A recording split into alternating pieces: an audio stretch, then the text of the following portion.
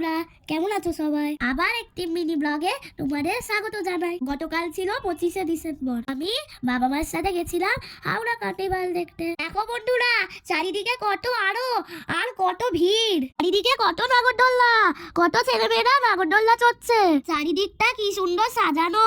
এইটা দেখে তো আমি ভয়ই পেয়ে গেছি। কত বড় নাগরদোল্লা, আমিও গাড়ি নাগরদোল্লা চেপেছি। চারিদিকে কত নাগরদোল্লা, আমার তো দেখে খুব মজা লাগছিল। এই ঝিলের পাড়টা দেখতে কি সুন্দর লাগছিল।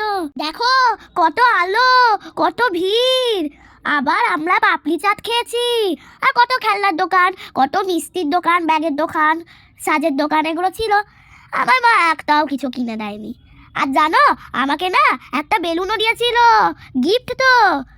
আর দেখো কি সুন্দর লাগছে দেখতে, দেখেছো? এখানে একটা গানের অনুষ্ঠান হচ্ছিল। মা বললো যিনি গান করছেন তার নাম হচ্ছে নাগর চট্টোপাধ্যায়। এরপর আমরা বাড়ি চলে আসলাম। টাটা।